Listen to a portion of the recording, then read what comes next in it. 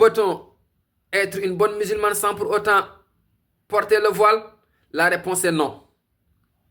Le port du voile est une obligation divine. On ne peut pas être une bonne musulmane que si et seulement si on porte le voile.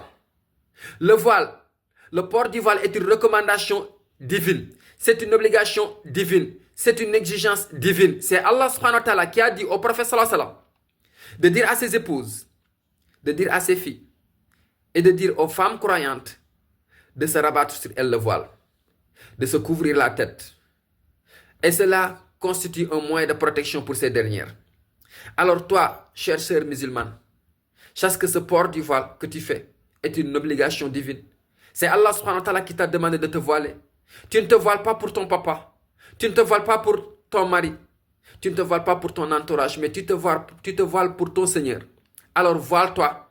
Ne te sens pas gêné. Ne te sens pas complexé. Le port du voile est ta connexion avec Allah subhanahu wa ta'ala. La musulmane, elle se voile. La musulmane, elle cache sa nudité. La musulmane, elle est toujours bien habillée. Alors, comporte-toi comme tel. Dans la sourate Al-Ahzab, Allah subhanahu wa ta'ala nous rappelle cela. Il dit au prophète sallallahu alayhi wa sallam, Ba'da a'udhu billahi minash shaitanir rajim. Ya ayyuhan nabiyyu qul li azwajika wa banatika wa nisa'il mu'minin yudnina alayhinna min jalabibihinna dhalika atna an yu'rafna fala yu'zayna wa kana Allahu ghafuran rahima.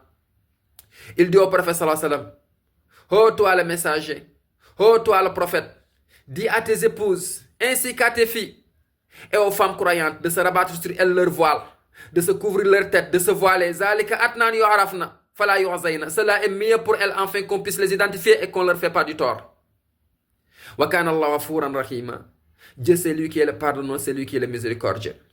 Alors toi, chère sœur musulmane, sache que ton voile est un moyen de protection et sois fier de ce voile. Sache que ce voile a été recommandé par Allah subhanahu wa ta'ala, alors sois fier de ce voile. Ne te sens pas gêné, n'écoute pas les gens qui disent du n'importe quoi sur ta personne, peu importe. Toi, tu cherches à servir à ton Seigneur. Cherche à ce que Allah subhanahu wa ta'ala soit satisfait de toi. Si tu as quelqu'un à séduire, séduis Dieu. Sois la bonne musulmane, sois celle qui prie, qui jeûne, qui couvre son corps et qui craint son Seigneur. Tu es musulmane, incarne ton islamité. Tu es musulmane, extériorise ton islamité. Tu es musulmane, marque cela de par tes pas, de par tes gestes, de par tout ce que tu peux faire dans ta vie. Montre aux gens que tu es musulmane et que tu es fier de l'être. Et reste ainsi. Ne te sens pas gêné, laisse-les parler. Laisse-les critiquer, laisse-les dire du n'importe quoi, mais cherche à plaire à ton Seigneur. La femme, elle se voile dans l'islam. La femme, elle se voile dans l'islam. Le prophète sallallahu alayhi wa sallam nous rappelle cela dans un hadith qui a été rapporté par Abu Huraira. Le prophète sallallahu alayhi wa sallam disait à Asma bint Abu Bakr, Ya Asma, inna limarata iza balaghatil mahid. Lam yuslah minha an yura illa haza wa haza. Wa ashara ila al-wajhi wal kaffay. Le prophète sallallahu alayhi wa sallam disait à Asma, Ya Asma, la fille, une fois qu'elle atteint la puberté, c'est une obligation pour elle de se voiler.